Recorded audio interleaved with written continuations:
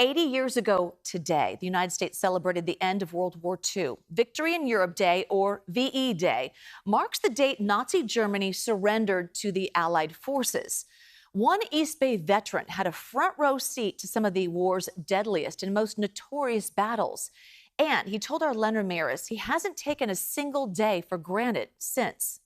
Hello there. Hello.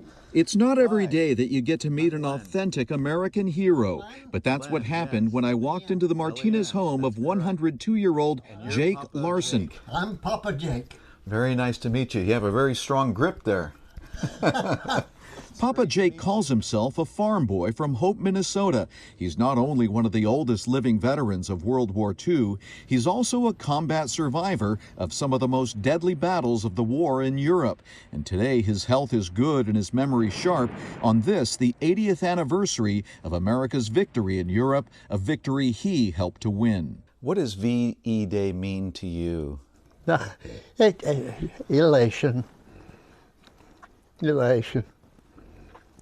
And proud of what we'd done. So many of the guys didn't get to be proud. They were dead. A whole bunch of my friends, they're up there smiling now. They got there before me. Papa Jake lied about his age to enter the National Guard when he was just 15. He was in 5th Corps and helped type out the plans for the storming of Omaha Beach, and then hit the beach himself, dodging machine gun fire and deadly landmines. And every once in a while, one of these lines would be a puff of water would go up in the air. Somebody stepped on a mine. His tour took him through 5 other major battles, including the Battle of the Bulge. He says he was just doing his duty. I don't think we're any wiser than anybody else or braver than anybody else.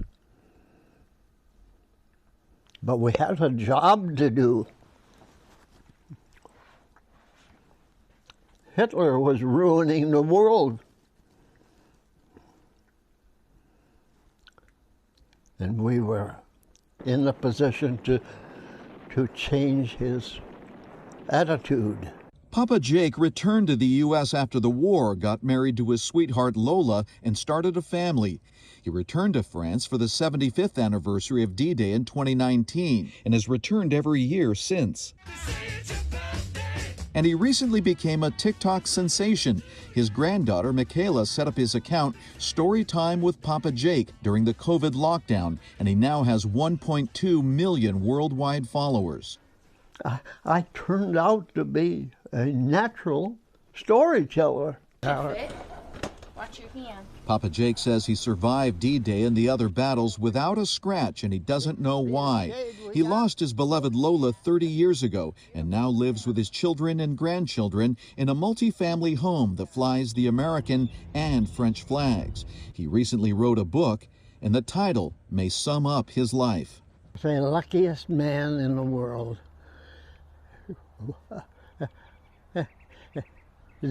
That's me. This is where he will live out the rest of his life. But unlike the saying, this old soldier is not going to just fade away. He returns to France next month for the 81st anniversary of the D-Day invasion. Papa Jake also went to Normandy last year to mark 80 years since D-Day. A somber occasion, of course, but he was somewhat of a celebrity at the event, you might say. He even got to meet former President Biden.